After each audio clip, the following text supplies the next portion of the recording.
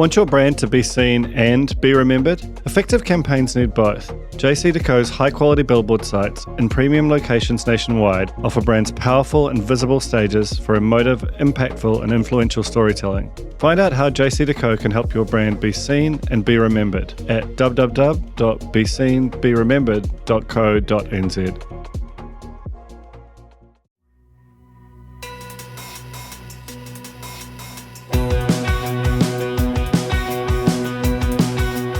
No mai hoki mai ki other fold imihine ko Duncan Greive tōku ingoa.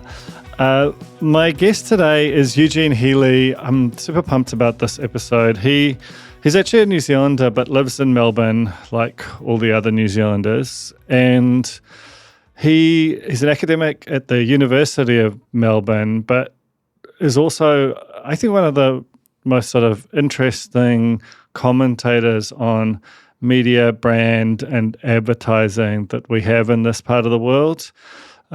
This episode is brought to you in association with the Comms Council. Eugene's a panellist at the 2025 Media Spotlight event. It's happening on the 13th of August. You can get your tickets at commscouncil.co.nz. I could talk about a ton of different stuff with Eugene. There's just a lot that he's got clever and original ideas on, but he wrote a recent piece for The Guardian about the sort of rise and kind of quite embarrassing fall of brands as activists. We all remember that infamous Pepsi commercial from a decade ago, but that kind of precipitated, in some ways predicted, a rise in brands just wanting to get involved in a whole bunch of social movements. And it turns out, shockingly, they weren't that committed to it, and the whole thing was probably a misstep. He wrote a very interesting piece for The Guardian about that, and I just thought, because this is something I think about a lot, about the sort of rise of purpose and how deeply felt it really was, that we would do an episode digging into that, and then we'll also do a bit at the end which throws towards what Eugene will be talking about on the 13th without spoiling it. So this is Eugene Healey on The Fold. Tēnā koe, Eugene, welcome to The Fold. Lovely to meet you. Could you sort of introduce yourself and give us a sense of what you do to our audience? Sure. So I'm Eugene. I'm a brand strategy consultant. I'm an educator. I have a background in lecturing. I previously lectured at the University of Melbourne for around 5 years. I was a tutor for 5 years before that. And I'm also a content creator. So I make content which is effectively like culture analyzed through the lens of brand. And I also sometimes contribute to The Guardian, my insights on that as well. Yeah, no, and it's a piece that you wrote for The Guardian recently, which I want to drill into, because I do get the feeling I could talk to you about a ton of different things, but it was essentially around the thesis of it was that brands got involved in activism in quite a faddish way, and it turned out, shockingly, that their commitment to their causes wasn't quite so deep as they implied. Do you want to just sort of expand on that and give a sense of, how it happened and why it happened? Yeah, sure. So I think probably I'd invite everyone to take a think back maybe to like 2015, 2016, and the way that we were marketed to. I think like first and foremost is understanding like why we brand build in the first place. The reason we do advertising and stuff is obviously to get people to buy things, but it is to get people to call to mind the right associations for a particular brand that then interact in a particular way when you're in market. And I would say the primary reason brands do that, as opposed to like a private label brand, if you're thinking about this in the supermarket, why you're buying something that's branded Campbell's instead of like Pack and Save or whatever, is to charge more for a product. Once upon a time, we did that primarily through the lens of quality. So this product is better, it performs higher. Then we did that on the lens of symbolic benefits like identity. So if you think through the 80s and the 90s, there was really an explosion in this, we'll make you look like this, we'll make you feel like this, you could be this type of person. And then in the 2010s, we started to get into values. So branding or premium branding on the basis of, I would say, premium values. And the reason that this happened, I think, is kind of a confluence of factors. One is that the millennial generation was really coming online. And accompanied with that was a suite of think pieces about how this was the most progressive generation that had ever walked this earth.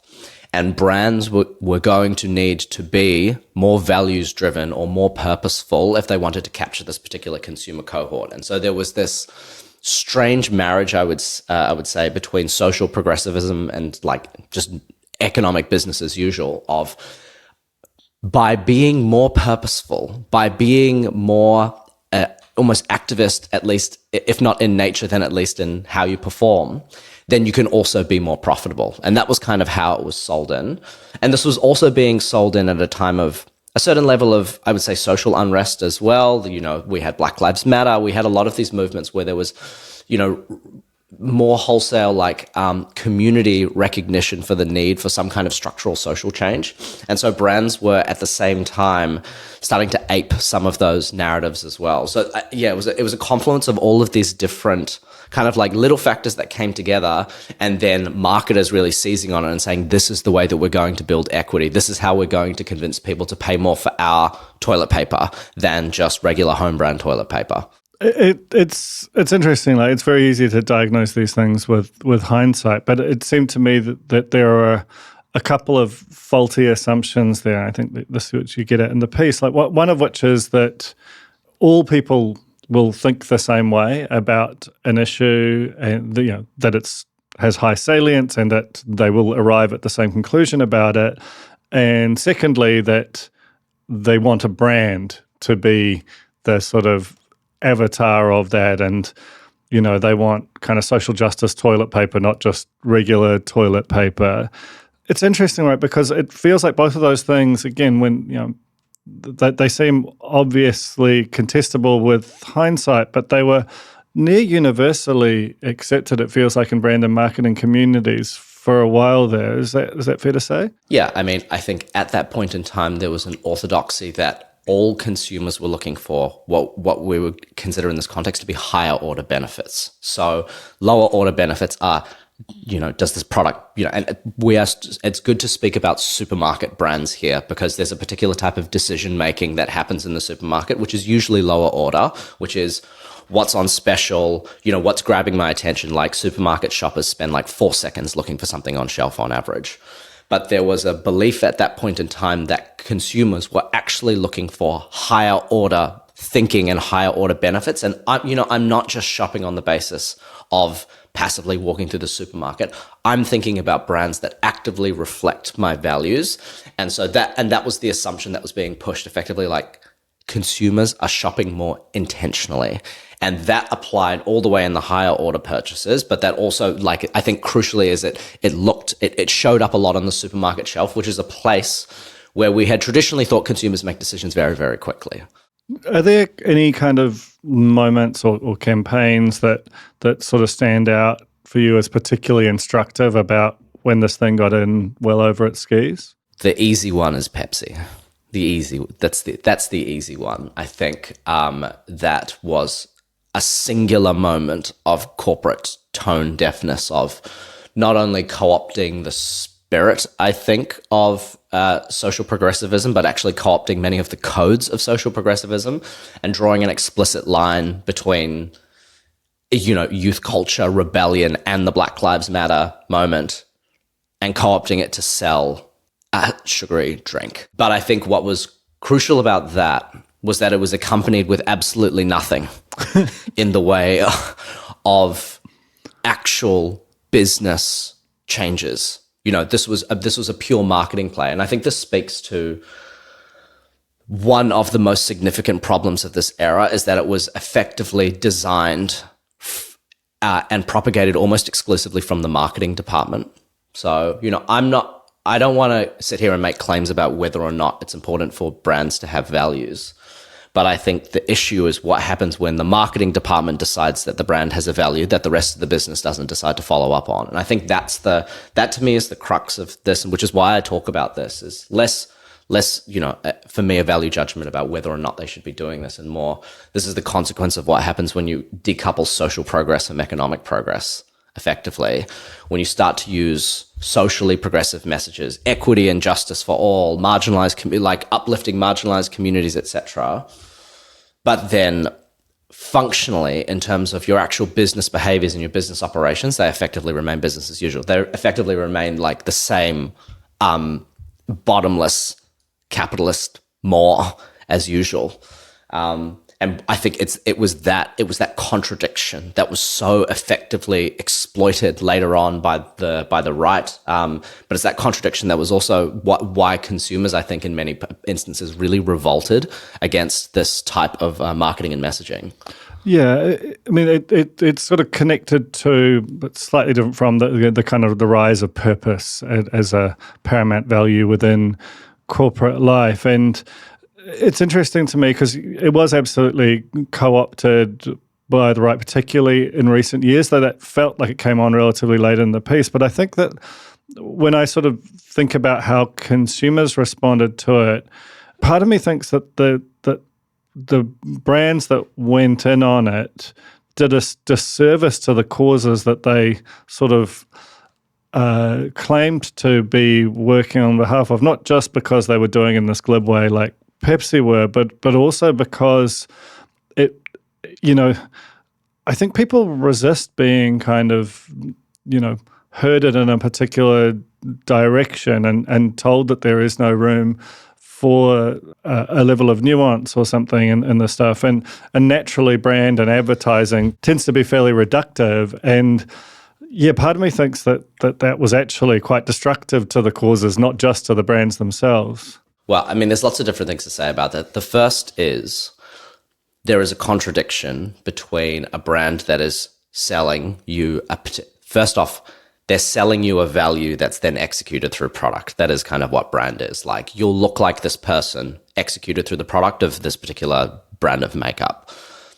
When they are selling you a value like social transformation, but at some, in the same breath are also raising prices, giving you objectively worse products, paper shopping bags, that are charging you more for those products, that are effectively, and this is what all the research showed, that corporate profits have been the single greatest contributor to inflation in the last 10, 15 years. Again, there you see the schism as the consumer. And then on top of that, not only are you being given these values, but you feel like you're having these values dictated to you from above. And I think, again, like, that's really where a lot of the revolt came from. It's interesting, right? Like, I think about, in a local context, we had situations where a bank or a telco would run a campaign for like a Pride Month or something like that. And then, someone would yell about it on social media and they would, there was this kind of rounds of applause. And honestly, we did it at the spin-off when they would be like, hi da, just goodbye to you as a customer because you don't get on board with this. And at the time, it felt like this really liberating idea that, you don't have a right to kind of, if you've got these objectionable views, you don't have a right to be able to use our product or service. But again, I think once you sort of extrapolate that over dozens of different causes, which again might not be as deeply felt within the organization and kind of threaded through, you just get to a place which is, if you run it to the ends of the idea, it's quite, you get to debanking, and I think that sort of forced conformism, rather than persuading people to get there, it's sort of pushing them out of the tent. It feels to me was kind of that the connection to social media feels quite important there. Well, look, I think, and I'm not a political expert. I should clarify that first and foremost. But I think what this represented, and this was a global thing, this represented peak coastal American liberal elitism exported en masse across the world. So, the type of values that you would find in San Francisco, socially liberal, but fiscally, draining effectively all the money out of the rest of middle America for the tech sector. You can see that contradiction in action, and then that was exported all across the world. And I think, again, it's the hypocrisy. So it's you're talking about this, but what else? What are you doing to actually make people's lives better? So I can give examples of brands that are still pursuing this socially progressive, purpose-driven messaging at the core of their brands and are still doing well. Who gives a crap? Toilet paper is a really good example of this. That have that social enterprise built into their business models, that they actually do give, I think, something like 50% of their profits away to various charities and building things around the world.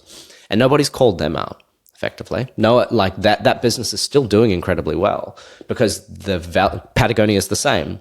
Their values are consistent with their business operations. The other thing that's common across both of these is they're privately listed organizations. They're not publicly listed organizations. So they don't have a primary fiduciary obligation to maximize shareholder profit. And so they are able to make decisions that are not profit maximizing. And I think, to go back to, what the consumer can sniff hypocrisy, I think. And that is this, you're pushing me out of the tent, but at the same time you're pushing me out of the tent, you're actually also actively making my life worse. And I think that kind of hypocrisy is one of the things that I seek to sort of address through a lot of the work and the content that I publish. Yeah, it's interesting, right? I wanted to bring that up because it feels like sometimes there's a bit of a tension between like truly mass brands, which ultimately, have the famous Michael Jordan quote, Republicans buy sneakers too. They have to serve something like the whole of the market or at least aspire to it, and more niche brands, which are allowed to kind of trade off values and disavow some large proportion of the market because they can work with a smaller share and a kind of heightened sort of emotional connection to it. And I think, Patagonia is an obvious one. Ben & Jerry's is another. How did the people who'd actually been there for years respond to, and how were they impacted by this sort of, the faddish, maybe less sincere rise of sort of purpose/social justice-driven marketing? This happens across marketing. So marketing as a discipline is obsessed with has almost a pornographic obsession with change. And right now, it's back then it was brand purpose. Now it's more things like authenticity and community. And it is always propagated first and foremost by small brands that can earnestly reflect that thing. So, Patagonia showed up as a case study. And, I was part of this as well. I did purpose, earlier in my career, I did purpose projects for, large carbon emitters and for consumer brands as well. Patagonia showed up as the case study of here's how you can make a really profitable business that also at the same time is that is also a really socially driven one. It was that leap, I think. Now it's community. So now, we have a couple of brands. We had a couple of brands, particularly in the early 2020s, that were really finding success by building these channel agnostic connections with their customers and really creating authentic communities and fandoms. And now every brand wants to have a community. Every brand wants to have a fandom. And so, I would hope that these brands are feeling, I think during that era, there was certainly this feeling of you've co-opted the aesthetics of what we've done, but you've co-opted none of the underlying values. And I think that's another theme of my work as well, is what happens when you co-opt the aesthetics of something without the underlying values is you collapse the meaning of the entire category. And I think I imagine that's how a lot of them felt, was you're collapsing the meaning of the category. You're collapsing, which was in that point, that your dollars do matter, that the way that you spend does matter. And I think, Patagonia really did talk about that. We have to work within this existing system, at least for now. But the way that you spend your money, you are able to really, I suppose, your dollar is your vote. To have that narrative co-opted by brands that are your dollar is your vote, but effectively everywhere else in their business go on business as usual. I think that was really corrosive to the way that our society looked at what our spending power actually does. And I think we're still recovering from that now. I think there is still a widespread cynicism around the idea that buying ethical is actually a way of addressing the structural problems that our society has. Yeah, on some level, it's about kind of what are the limits of the lane. Another example that happened in Australia last year, also to do with beer. Basically the equivalent beer in Australia, Great Northern, which is, again, a mid-strength yard work piss. that is the light beer that is the most successful beer in Australia, and only came out like 10 years ago. They bought a section of private land adjacent to a national park, and then they converted it into a national park. And they ran a campaign about it, and they received an extreme backlash from a group of people saying, "Oh, Great Northern's gone woke," which I think was like a really extraordinary response. They didn't tell people you need to have these values. They didn't say, we believe this, we believe that. They took a private piece of land that nobody had access to, other than obviously private individuals, and then they made it like, they converted it to national parkland. They just did an objective social good that really didn't hurt anyone. And that received an extreme amount of backlash of like, Great Northern has gone woke. That's the political environment that brands operate in now, is any type of social messaging is seen as a kind of political statement. And I think like that is due to more significant cultural forces, the rise of the far right, the rise of the anti-woke movement. And I think, it's just interesting to see what we're in now, but to look at, I suppose, how all of this stuff started with the best of intentions in the 2014, 2015, to get to where we are now, where you can't say anything. You have to be so careful, especially if you are a mid-market brand. The JC Billboard Network delivers quality reach via commanding sites to ensure your campaign is visible and impactful. With superior screen quality and premium locations, JC can help your campaign be seen and be remembered. Visit www.beseenberemembered.co.nz to learn more. It's interesting, right? Because, like the idea that creating more parkland would be controversial, if you were to kind of go back in time, would have seemed like almost impossible to imagine how that you could get to that place, like park, even if you're like an arch conservative, the idea that a public park got bigger, on what level is that offensive? But it strikes me that I take your point about the kind of rise in the weaponization aspect of the far right, but it also feels like intimately connected to the fact that social media being the kind of debating/staging ground, and how wildly powerful that is as a sort of an influence on, what previously might have been a grumbling at the pub at best is now a force so overwhelming it can, just radically alter the financial destiny of even a well-intentioned or seemingly non-controversial statement. And you've written about the kind of the death of the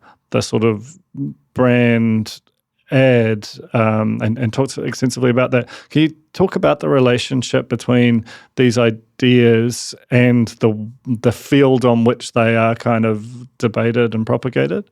I think working in brand is quite challenging for a variety of reasons, but primarily I would say one is that it's political internally, but it's now political externally. Like brands live in culture. They're the face of consumer capitalism. So they're the representation of our values and desires within a consumer society. And so as society grows more polarized, as society grows more inflamed, the ground that lives in the middle, effectively, which is brands, and mass brands have to occupy the middle. Like they literally, the way they become mass brands is by being for everyone. The ground that they have in the middle, like they have less and less ground to stand on that isn't going to piss someone off, effectively. And that is the challenge, is like, how do these brands make creative that has, any kind of message about, it can be things, again, like things like, how do we choose talent for our ads anymore? What does that talent look like? That is it is inherently political statement. Okay, if you were Calvin Klein back in the day, whatever, we just choose the hottest person possible. But it's like, but now what kind of hot person are you choosing? How are you defining beauty? Like that, there are conversations on the left and the right that happen there. And how you fight that effectively, like there's no winning move, because it's like, if to embrace any kind of body positivity is seen as a political statement for anyone that's on the right. And so like, I think that, you know, I have sympathy for brands that are trying to work out right now, and particularly for mass brands that are trying to work out right now, how do we have any sort of value? Or how do we have any sort of values? The thing that's not spoken about as part of all of this,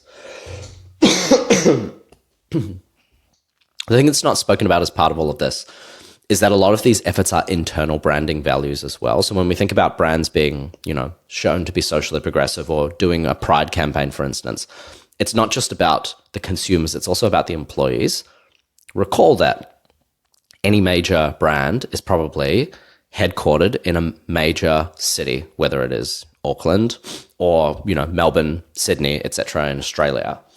The people that work at those brands are more likely to have a certain attitude socially, and particularly a lot of the people, you know, you would find a lot of people that would have quite, you know, they're neoliberals effectively, like they're people that have quite progressive social values, and, you know, don't talk to them about their economic values.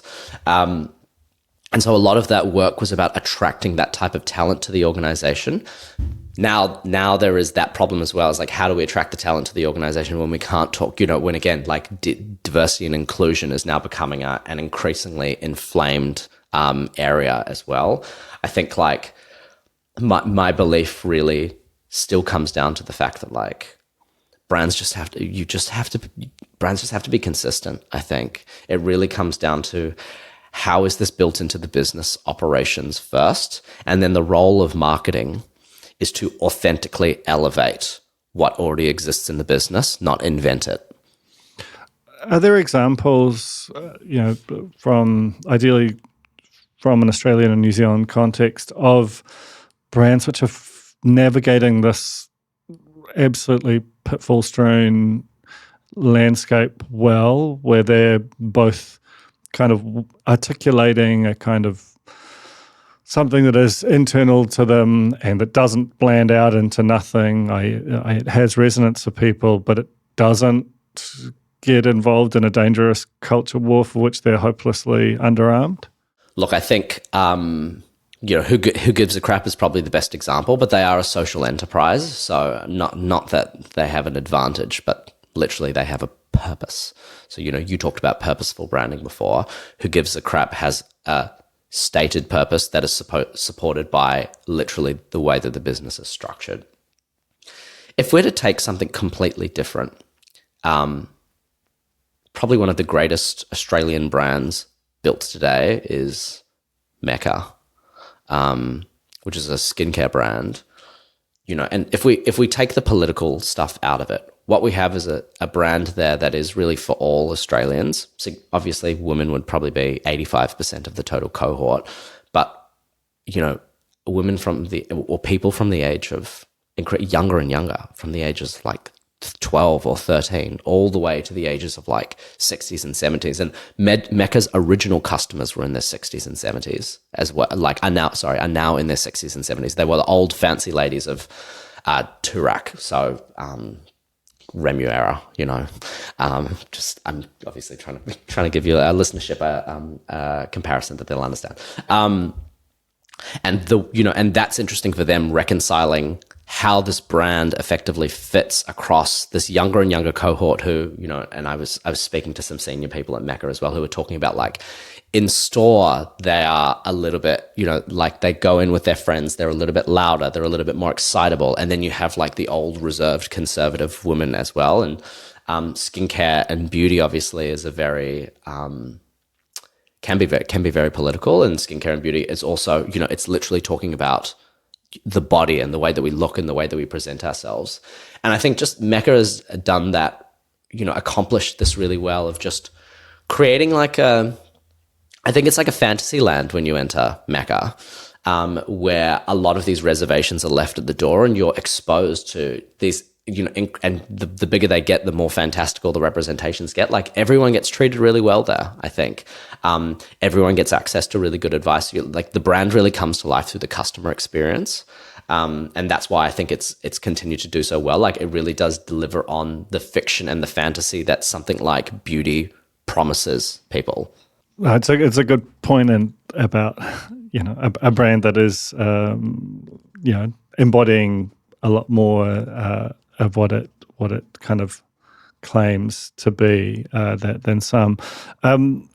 Almost out of time, but do you want to just give a quick thesis of the talk you'll be doing for us over here in a few weeks? Yeah, sure. So I'm going to be in New Zealand in August, and I am a Kiwi, actually. I've just lived here for 15 years, which is called Surviving the Era of Unsocial Media. It is a talk that really provides an assessment of where the social media landscape is in right now, which is to say social media is no longer social. Most of these tech platforms have converged into what you would consider to be entertainment platforms. And then it talks a little bit about, I would say, the environment. Engagement is down on these platforms, and why that is. What is this landscape that we've created, and particularly the landscape that we've created for young people. I think perhaps for those who have a little bit of a less empathetic understanding of the environment that young people find themselves in, I would say it's kind of a sobering assessment of why things are so difficult for them now and how tech has made their lives frictionless but more difficult. And then it also is also going to go a little bit into as users retreat more and more from the public internet, how a brand's going to have to respond. So, I am a brand strategy consultant. I often say I'm a cosmetic surgeon for capital.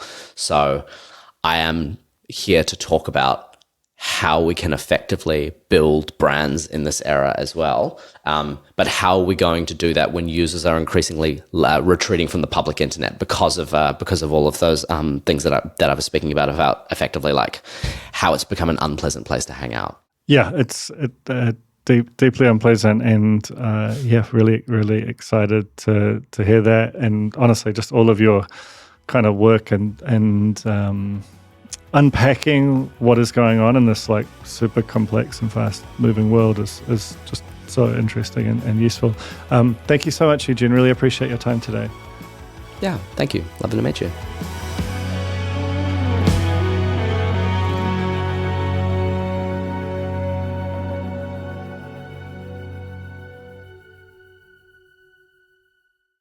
Seeing is not enough. With optimized data tools and insights, the JC2Co Billboard network helps brands be remembered. Dedicated to closing the loop between impression and action, JC2Co can help your campaign be seen and be remembered. Visit www.beseenberemembered.co.nz to learn more.